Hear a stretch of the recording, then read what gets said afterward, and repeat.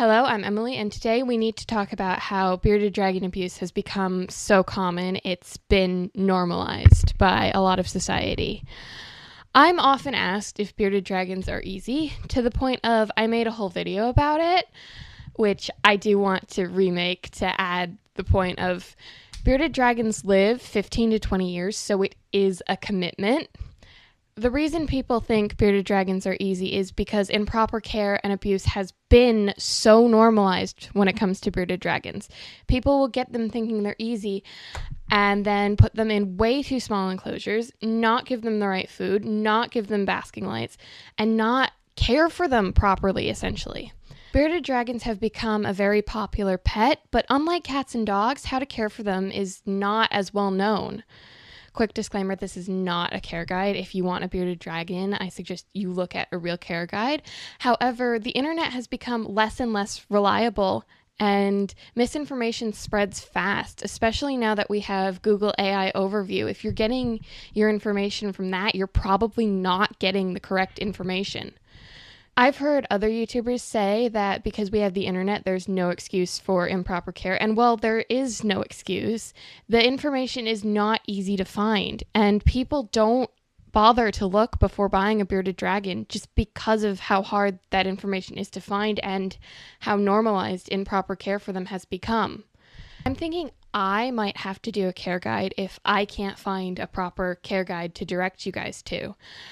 Oh, but doing care guides, while I'm open to it, it's not really my thing.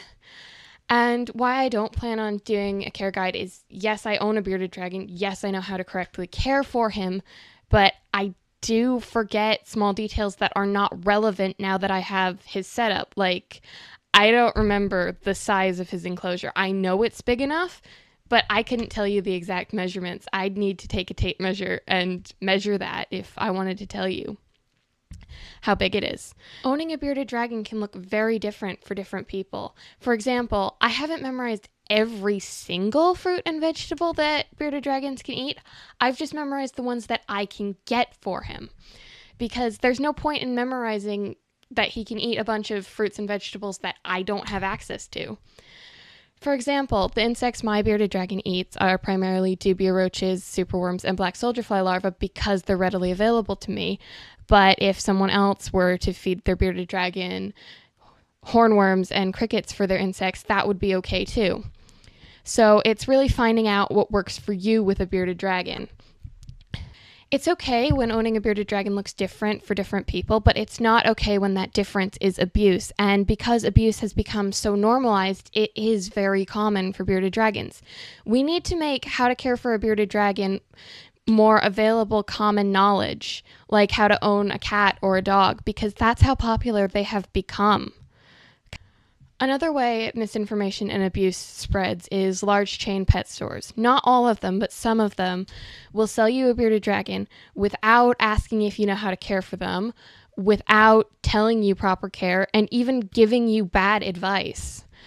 For example, when I got my bearded dragon, the pet store said I could not buy him if I didn't also buy bearded dragon pellets, which, while I don't have a problem with them, they are not a primary food source for a bearded dragon because they are dry, and bearded dragons get most of their water from what they eat.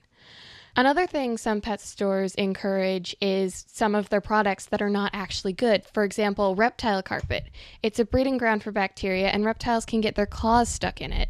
And in the reptile community, it's common knowledge that reptile carpet isn't great, but if you're not in the reptile community, you probably wouldn't know that. We need to have actually educated people spreading correct information to stop abuse. Thank you for watching, and I will see you next time. Bye.